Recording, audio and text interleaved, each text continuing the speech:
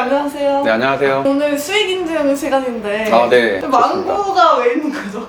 제 행복의 상징인 망고, 빨간색이잖아요, 빨간색. 그래서 8월 달에도 주식이 빨간색으로 상승했으면 좋겠다. 협찬 기다리고 있습니다. 오늘이 7월 마지막이라고. 네, 맞아요. 오늘 좀 특이한 일이 있었어요. 오늘 9시부터 9시 한 20분 사이에 모든 증권사 앱이 다 마비가 돼가지고 저도 사실 못 팔아서 좀 손해를 봤습니다. 70만 원 정도는 더 수익을 낼 수 있었는데 매도를 못했어요. 장이 엄청 좋았다고 또. 네네. 7월 13일에도 지수가 상당히 고점인 상태였잖아요. 왜냐면 1월부터 7월까지 오르기만 했으니까 조정과 상승을 거치면서 올라갔는데 그래도 어쨌든 환율 상태도 좋고 우리나라 지수도 좋고 다우존스, S&P 500 다 우상향을 그리고 있고 역사적 최고점 가까이 있기 때문에 투자를 적극적으로 할 때라고 7월 13일 촬영분에서 말씀드렸는데 아니나 다를까 계속 좋았죠. 에코프로가 지난주 수요일에 좀 급락하면서 좀 다소 시장에 우려감은 있었지만 목금에 다시 반등을 했고 오늘도 이렇게 급등을 하면서 많은 종목들이 다 같이 올라가는, 사실은 저는 배터리가 좀 꺾일 줄 알았거든요. 근데 오늘은 배터리도 올라가고 반도체도 올라가고 못 올라갔었던 뭐 엔터라든지 뭐 두산이라든지 이런 곳까지 좀 순환매로서 전체 다 올라가는 건강한 시장이라고 할 수 있을 것 같습니다. 그러면 7월 수익 인증을 좀 네. 해주시면 좋을 것 같아요. 제가 1월 3일부터 7월 31일까지 메인 계좌로 수익 낸 게 한 이 정도 되고 비계좌까지 합치면은 뭐 3억 원이 좀 넘고 있고요. 7월에는 메인 계좌는 한 3,700 정도, 비계좌는 시드가 적은 편이에요. 한 5,000 정도 되는데 그것도 한 500 가까이 돼서 어쨌든 한 4,300 정도 수익을 냈고요. 어떤 종목들이 있었는지 궁금하신 분들도 있을 것 같아서 한번 보여드리도록 하겠습니다. PSK 홀딩스, 미래컴퍼니, 인텍플러스, 코리아 FT, 칩셋미디어, 펜트론 뭐 이런 것들인데 덴티움도 있고요. 주식 공부를 하신 분들은 알겠지만 반도체주가 확실히 많죠. JCS 메디칼이라든지 인텍플러스 같은 실적주 같은 것들도 있고요. 화신과 같은 전장도 있고 어쨌든 반도체 관련된 주들이 제일 많이 차지하고 있고요. 현대오토에버 같은 대형주들도 있고 뭐 SK 네트워크스, 포스코 인터내셔널. 포스코 인터내셔널 같은 경우는 제가 2달 전부터 굉장히 강조를 많이 드렸었던 배터리에서도 가장 좋게 말씀드렸던 업종인데 최근에 굉장한 시세를 내고 있죠. 대형주임에도 불구하고 해성DS라든지 두성엔지니어링, 두산테스나 이런 것들 다 반도체고요. 저도 작년에는 테마주를 많이 했거든요. 왜냐면 작년에는 장이 그만큼 좋지 않았기 때문에 말 그대로 진짜 폭락장이었잖아요. 역사상 우리나라에 한 5폰밖에 없었던 그 정도로 많이 폭락한 날인데 그렇기 때문에 대형주들도 다 반토막이 나고 실적주들도 다 3분의 1 토막, 4분의 1 토막이 난 종목들이 엄청나게 많았어요. 그때는 사실은 실적주를 투자하는 것 자체가 큰 의미가 저는 없었다고 생각하고, 물론 그때도 실적주에 대한 굉장한 믿음을 갖고 계속 분할 매수를 해갔다면 올해 엄청난 수익을 얻었겠지만 개인적으로 그런 분들은 굉장히 적다고 생각을 하고요. 바닥을 알 수 없는 상황이었고 올해 전망이 사실 모든 전문가들이 안 좋게 얘기했기 때문에 스태그플레이션이라든지 뭐 전쟁도 전혀 끝나지 않았고 그런 악재들에 대한 두려움이 있었기 때문에 그런 식으로 수익 내기는 상당히 어려웠을 거라고 생각을 하고요. 올해 1월 중순부터는 챗GPT에서부터 큰 재료도 발생을 했었고 작년에 내내 역배열이었다가 지수가 정배열로 이동평균선을 만들어가면서 적극적으로 투자할 때라고 저는 1월 방송부터 꾸준하게 말씀을 드려왔었고 지수의 20선을 이탈하거나 약간 비중을 줄여야 될 시기에 대해서 말한 적은 있지만 단 한 번도 올해 우상향하지 않을 것이란 말을 한 적이 없습니다. 그래서 그걸 따라오신 분들은 많은 수익을 냈을 거고요. 지금 이 종목들을 공부하신 분들은 알겠지만 대부분 다 성장주 그 다음에 실적주라는 특성이 있어요. 공통점. 최근에 많이 매매를 했었던 뭐 SM이라든지 이런 것들도 같은 엔터주 내에서도 올해 같은 경우는 실적도 개선이 되고 있고 JYP나 YG와 함께 엔터주 실적주로도 주가가 올라가고 있거든요. 그런 종목들 좋아했고요. LS 일렉트리닉 같은 경우도 물론 최근에 배터리라는 재료가 붙긴 했었지만 이것도 마찬가지로 실적도 굉장히 좋거든요. 이번에 1조가 넘었고 그런 식으로 저는 실적주, 중대형주도 올해는 좀 많이 했다. 작년에 소형주를 많이 했다면 테마주가 좋다, 소형주가 좋다, 또는 실적주가 좋다, 중대형주가 좋다 이런 얘기를 하고 싶은 게 아니고 시장 상황에 맞게 작년에 기억하시는 분들이 있겠지만 현대사료 같은 종목이 10배가 상승했거든요. 작년과 같은 폭락장에서도 10배가 상승한 종목이 분명히 있었어요. 그 이유는 폭락장일 때는 돈을 넣기가 어렵잖아요. 투심이 굉장히 약화되고 거래량이 줄다 보니까 적은 돈으로도 움직일 수 있는 소형주들 그렇게 급등을 많이 하는 경향이 있고 또는 품절주라든지 작은 종목들이 많이 움직이는 경향이 있고요. 올해 같은 상승장에서는 수급도 꾸준히 들어오고 있고 기관 투자자, 외국인 투자자, 개인 투자자 모두가 투자를 하고 있는 상황이기 때문에 당연히 믿을 수 있는 실적주 중심으로 돈이 몰린다고도 할 수 있겠죠. 그렇기 때문에 올해 같은 경우는 대형주, 중형주들 중에서도 3, 4배 상승한 종목이 굉장히 많습니다. 굳이 올해 같은 경우는 테마주, 소형주에 투자할 이유가 없다라고 저는 확언할 수 있습니다. 이렇게 제가 수익을 낸 것처럼 이런 종목을 투자해서도 매달 2, 3천만 원씩 꾸준하게 7개월 연속으로 수익을 내고 있습니다. 올해가 물론 상승장이라 그런 것도 분명히 있죠. 저도 이 정도까지 많이 많이 올 줄은 몰랐지만 어쨌든 추세가 꺾이지 않고 있었으니까 계속 정배열이 유지가 되고 있었으니까 저도 자신감을 갖고 계속 투자를 해왔던 거죠. 다만 고점에 대한 두려움은 당연히 있어야 된다고 생각을 하고 있어요. 왜냐면 작년이 역사상 한 5번 정도밖에 없는 폭락작이었던 것처럼 올해가 같은 상승장도 사실 굉장히 드문 케이스거든요. 저는 이제 작년 12월 재테크 강의 때 무슨 말을 했었냐면 서프라임 모기지라든지 걸프전이라든지 여러 역사적인 하락을 겪어볼 해봤잖아요. 지수가 그 정도로 폭락하는 해 다음에는 반등을 한 확률이 90% 이상 됐다. 우리나라 역사상. 그거를 근거로 해서 올해는 그래도 최소한 기술적 반등이 있을 거라고 예상을 했지만 저도 이 정도로까지 오를 줄은 몰랐습니다. 흐름을 아는 게 굉장히 중요하다고 생각을 해요. 주식이 4년 차지만 아직도 연습을 하고 있다고 생각을 하지 매수 매도를 잘한다 뭐 이렇게 생각하진 않거든요. 지금은 종목 선정에 대한 확신을 제 이론대로 시수 제재차대로 확신을 갖고 가는 하나의 과정일 뿐이고 당연히 큰 돈은 몇 년 뒤에 또 많이 벌겠죠. 하나 더 말씀드리고 싶은 게 저는 어쨌든 직장인 투자잖아요. 최근에는 유튜브 때문에 퇴사도 준비하고 있고 해서 일주일에 2번 정도는 사무실에서 있지만 PD님도 하루 종일 저를 지켜봤겠지만 아무것도 안 합니다. 전업 트레이더들처럼 모니터를 보지도 않고요. 저는 MTS만으로 4년 동안 퍼센트 MTS로만으로 매매를 했고 보통은 9시 한 20분 정도면 제 매매는 대부분 끝나고요. 스윙으로 가져가는 종목들이 많기 때문에 대부분 매수도 지난주 목요일, 금요일에 했던 종목들이 오늘 10%,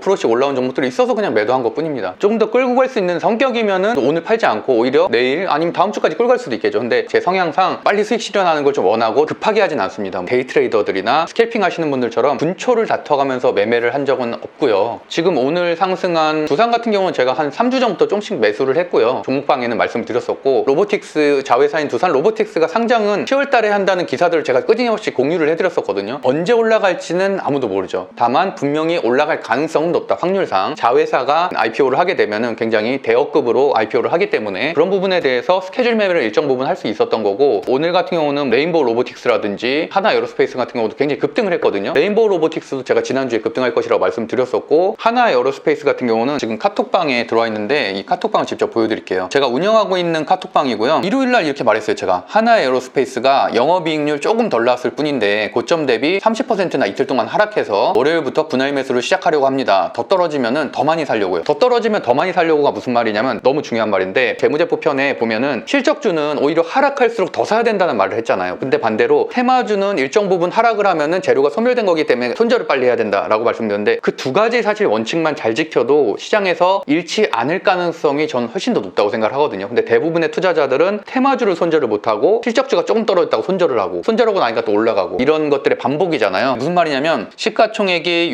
6조 1870억 원인데 재무정보에 들어가 보면 굉장히 매출이 괜찮죠. 2021년도 5조 5천억 원, 2022년도 6조 5천억 원, 2023년도가 무려 8조 7천억 원입니다. 재무제표 편에서 말씀드린 것처럼 매출액이 꾸준하게 상승하고 있고 영업이익은 무려 작년에 비해서 거의 2배 가까이 상승을 하고 영업이익률도 한 2.3% 정도 상승을 합니다. 부채 비율이 다소 높은 게 좀 아쉽고 유보율이 다소 낮은 게 아쉽지만 매출액이 워낙 잘 나오고 있기 때문에 특히나 가치주 중에서는 최고라고 생각하는 방산주거든요. 거기다 또 성장주의 밸류에이션까지 받을 수 있는 항공우주까지도 가장 대표하는 기업인 하나 에어로스페이스이기 때문에 제가 그동안 왜 못 샀냐면 너무 비쌌어요. 다른 종목을 매도 하느라고 이 종목을 못 사서 항상 아쉬웠었는데 오히려 목요일 금요일에 급락을 하니까 너무 좋더라고요. 그래서 저는 오늘 아침에 자신감 있게 샀는데 오늘 9%가 올랐습니다. 9%. 아침에 아까 말씀드린 것처럼 증권사 앱이 먹통이 안 됐으면 사실 저는 훨씬 더 빨리 샀을 거예요. 시초가에 샀거나 1, 2분 때부터 살려고 했는데 계속 안 사지더라고요. 그래가지고 어쨌든 한 10분 넘어서 다른 종목 매매하느라고 좀 늦게 사서 수익률이 한 4%밖에 안 되긴 하지만 4% 정도 수익을 내고 일단 정리는 했는데 다시 한번 살려고 합니다. 내일이나 모레나 조금 이렇게 조정을 받거나 이러면은 이 종목은 좀 꾸준히 끌고 가려고 하고 그러고 나서 오늘자로 이렇게까지 또 말씀드렸죠. 해성DS라든지 지난주 언급드린 효성그룹주 정도가 리포트 중에 눈에 띈다. 실제로 해성DS 같은 경우도 장중에 5% 가까이 상승을 했었고 효성그룹주들은 오늘 난리가 났었어요. 효성중공업은 상한가 가까이 갔었고 효성첨단소재도 거의 10% 가까이 상승을 했었거든요. 그거를 제가 지난주 말씀드렸습니다. 지난주 걸로 날짜를 돌아가 보면은 7월 25일 화요일입니다. 그때 뭐라고 했냐면 에코그룹주가 올해 굉장히 핫했잖아요. 그러고 나서 많이 올라갔던 게 포스코 그룹주. 그러다 보니까 포스코 인터내셔널이 역사적 신고가를 기록을 했고요. 그 다음으로 지난주에 LS 그룹주 다 같이 이렇게 급등을 하는 거예요. 상한가를 간 종목도 있었고 우리가 그런 그룹주들의 순환매가 돌고 있으니까 그럼 배터리 관련된 그룹들 중에 조금 저평가된 게 뭐가 있을까라고 보니까 떠오르는 게 효성그룹하고 KG그룹주였거든요. 특히나 효성그룹 같은 경우는 배터리와 직접적인 연관이 있는 건 아닌데 최근에 굉장히 많이 하락을 했었습니다. 지금은 최고점 대비해서 5분의 1 토막이 난 그럼에도 불구하고 실적이 괜찮은 종목들이에요. 효성그룹주에도 조금 관심을 가져야 된다고 저는 7월 25일에 말했었고 효성중공업이 효성그룹주 중에 굉장히 또 급등을 하는 차트였거든요. 나머지는 다 못 올라가고 있었고 그래서 그룹주 순환매 말 그대로 효성중공업이 계속 급등을 하고 하고 있기 때문에 나머지 종목인 효성 첨단 소재라든지 효성 TNC라든지 이런 종목들까지도 같이 상승할 가능성이 높다라고 미리 말씀드렸던 거고, 보시면은 오늘 상한가가 또 나왔죠. 올해 초에 대비해서 얘도 5배 정도 오른 수치고, 그러다 보니까 오늘 효성 첨단 소재, 저는 효성 첨단 소재를 이 당시에 매수를 해서 오늘 수익을 내고 나왔는데, 보시는 것처럼 오늘 장중 한때는 13%까지, 시작이 0.46이었어요. 시가 그냥 보통 수준에서 뭐 1%에서 3% 또는 그냥 보합 정도에서 시작을 해서 이렇게 10% 이상 올라가는 종목들. 그래서 저도 오늘 수익을 내고서 정리는 했고, 왜 정리를 했냐면 차트가 나쁘진 않은데 업종 자체가 제가 선호하는 업종은 아니에요. 신소재 관련된 것들이거든요. 그러니까 반도체와 배터리 또는 최근에 실적이 좀 괜찮았던 화장품이라든지 그런 업종이 아니기 때문에 괜찮은 종목이고 실적주긴 하지만, 저는 이거보다는 좀 더 기회비용 차원에서 다른 업종이 좋을 것 같아서 일단 오늘 정리는 했습니다. 그리고 제가 오늘 현대오토에버 실적 발표도 있다라고 8시 44분에 공유를 해드렸었죠. 그리고 현대오토에버가 오늘 실적이 잘 나오면서 장중 10%까지 급등을 했습니다. 이것도 수익을 내고 나왔고요. 금요일에 HP, SP 괜찮다고 말씀드렸었거든요. 그것도 들고 있었는데 아침부터 5% 시작을 했어요. 그래서 그것도 크게 수익을 내고 나왔고, 결론적인 그거예요. 실적이 갑자기 잘 나왔다고 해서 쫓아가기는 쉽지 않다. 직장인 투자자이기 때문에 사실은 미리 다 예측을 할 수 있거든요. 현대오토에버도 오늘 이제 급등을 했는데, 현대오토에버가 지난주에 사실 좀 떨어지긴 했거든요. 한 10% 정도. 그럼에도 불구하고 매수를 해야 된다는 얘기죠. 분할 매수. 현대차에서 유일하게 자율주행 기술을 연구하는 종목이기 때문에 굉장히 괜찮다고 전 보고 있고, 2주 전부터 계속 종목을 선정을 했었거든요. 실적의 변함이 크게 없는데 시장 상황이 안 좋거나 좀 하락을 하게 된다, 오히려 모아가야 될 때다. 5% 정도 빠지면 좀 더 사고 10% 빠지면 좀 더 사고, 이런 식으로 그 중에서도 실적주만